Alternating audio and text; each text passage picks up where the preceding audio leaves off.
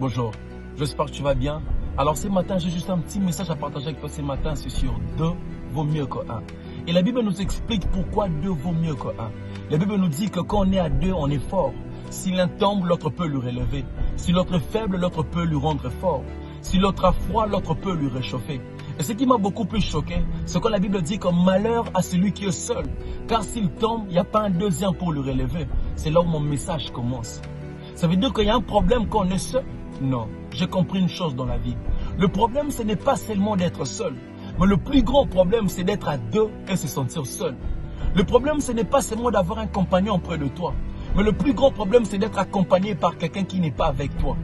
Le problème, ce n'est pas seulement d'aimer. Mais le plus grand problème, c'est d'être aimé par la même personne qu'on aime. Le problème, ce n'est pas seulement la solitude. Mais le plus grand problème, c'est d'être à 2 et s'ennuyer. Le pire, ce n'est pas de finir toute ta vie seule.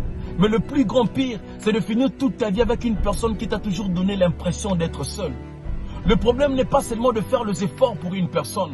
Mais le plus grand problème, c'est quand il n'y a qu'une seule personne qui fait les efforts. Un jour, tu vas te fatiguer. Parce qu'il n'y a pas l'amour sans la réciprocité. Mais quand vous avez le même sentiment, vos efforts deviennent égaux. Voilà pourquoi la Bible nous repose maintenant la question. Est-ce que 2 personnes peuvent-ils marcher ensemble s'ils n'ont pas le même esprit ou le même sentiment? C'est par là qu'on comprend maintenant que mieux vaut être seul que d'être mal accompagné.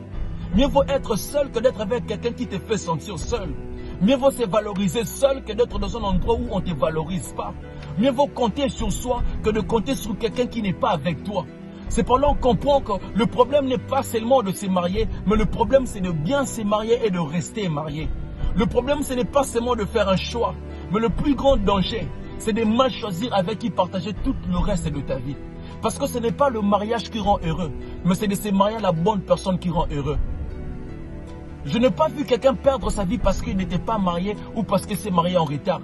Mais j'ai vu des gens perdre leur vie pour avoir épousé la mauvaise personne. J'ai vu des gens perdre leur dignité pour avoir épousé la mauvaise personne. J'ai vu des riches devenir pauvres pour avoir épousé la mauvaise personne. J'ai vu des hommes forts devenir faibles pour avoir épousé la mauvaise personne. C'est pour là qu'on comprend pourquoi il faut prier avant de choisir un deuxième dans ta vie. Un jour, Abraham a envoyé son disciple pour aller chercher pour Isaac une femme dans son village. Et lorsque le disciple d'Abraham est arrivé dans ces pays, il a prié Dieu. Il n'a pas fait un choix par rapport à la famille. Parce que dans le mariage, tu ne vivras pas avec la famille. Il n'a pas fait un choix par rapport à la beauté. Parce qu'on n'épouse pas la beauté d'une femme, on épouse son cœur. Parce que la beauté n'est qu'éphémère. La beauté s'efface avec le temps et l'âge. Mais la beauté du cœur demeure pour toujours. Tu sais bien que la beauté attire, mais le caractère retient. La beauté a envoyé beaucoup de filles au mariage, mais le comportement les a renvoyés chez leurs parents. On n'épouse pas le poche d'un homme, mais le respect et la valeur qu'il te donne. Parce que le respect et la valeur est plus important que l'argent. Ne quitte jamais un amour pour l'argent. Un jour, tu te rendras compte que toute ta vie, tu n'étais qu'un objet sans valeur.